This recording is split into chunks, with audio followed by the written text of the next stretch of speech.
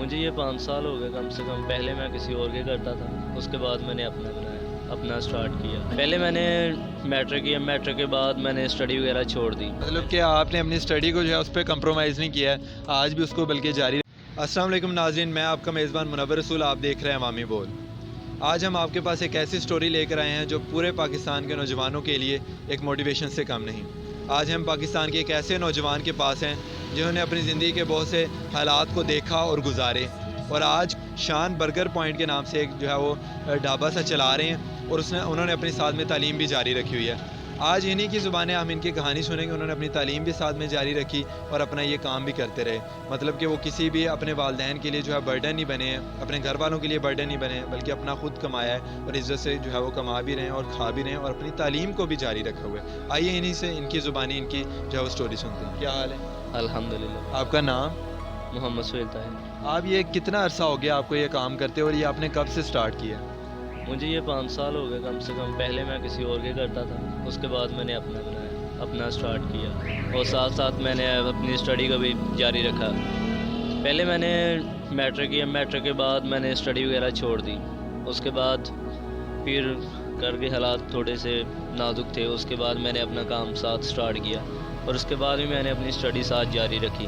مطلب کہ آپ نے اپنی اسٹڈی کو جو ہے اس پہ کمپرومائز نہیں کیا ہے، آج بھی اس کو بلکہ جاری رکھے ہوں. جیسے آپ نے مجھے بتایا کہ آپ نے میٹرک سے جو ہے وہ سٹارٹ کیا، تو میٹرک آپ نے کون سے سن میں کیا؟ آپ کو کتنے سال ہو گئے ہیں تقریباً؟ میں نے 2015 میں میٹرک کر لیا تھا. اچھا، 2015 سے یعنی کہ آپ یہ کام کر رہے ہیں. جی.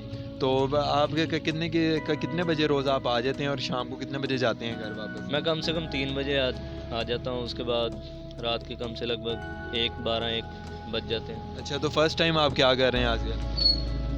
آگے فی الحال تو میں فرسٹ ٹائم اپنی اسٹڈی میں نے BCom اسٹارٹ کیا ہے. اچھا، وہ کر رہا ہوں کامرس کالج سے، کامرس کالج گوجرا.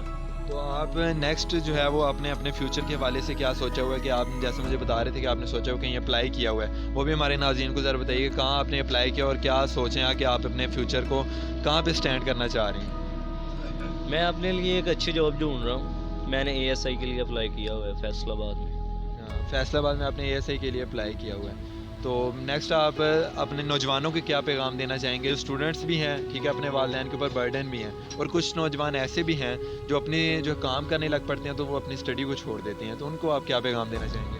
نہیں، ایسا نہیں. اگر انہیں لگتا ہے کہ ان کے گھر کے حالات نہیں ہیں تو ایسی کوئی بات نہیں ہے، ان کا ساتھ کام اپنا اسٹارٹ کرنا چاہیے. مانگ کے انہیں بھی خود شرمندہ نہ کرے، خود بھی نہ ہو. اسی لیے انہیں ساتھ ساتھ اپنا کام وغیرہ بھی کرنا چاہیے. اس لیے ان کی ساتھ ساتھ اسٹڈی بھی جاری ہوگی.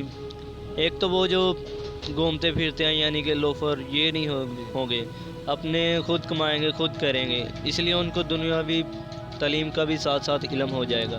یہ جو مین امپورٹنٹ بات یہ ہے کہ ان کو ساتھ میں جو ہے اسٹڈی بھی جاری رکھنی چاہیے. حاضرین، آپ نے سنا کہ بھائی کی ایک سٹوری ہے، وہ ایک پاکستان کے نوجوانوں کے لیے بلکہ جو ہے پوری دنیا کے نوجوانوں کے لیے ایک موٹیویشن ہے کہ انہوں نے اپنی تعلیم کو بھی ساتھ میں جاری رکھا ہوا ہے، اپنی اسٹڈی کو بھی. انہوں نے اپنے جو ہے آخری پیغام میں بھی یہی اسٹوڈنٹس کو پیغام دیا کہ وہ اگر ان کے گھر کے حالات نہیں ٹھیک ہیں تو وہ مانگ کے نہ کھائیں، بلکہ وہ اپنا کام کریں عزت سے، لیکن اپنی اسٹڈی پہ بھی کمپرومائز نہ کریں. آج ان بھائی نے جو ہے اپنا کام جاری رکھا. اس کے بعد انہوں نے جو ہے وہ ASI کے لیے اپلائی کیا ہوا ہے. ایز اے آفیسر وہ اپنی زندگی گزارنا چاہتے ہیں، تو یہ ایک موٹیویشن سے کم نہیں ہے. اگر آپ کوئی ایسی سٹوری جانتے ہیں تو ہمارے ساتھ لازمی شیئر کیجیے. انشاءاللہ ہم ایسی سٹوریز لے کر آپ کے پاس آئندہ بھی حاضر ہوتے رہیں گے. اپنے میزبان کو اجازت دیجیے. منور رسول، اللہ حافظ.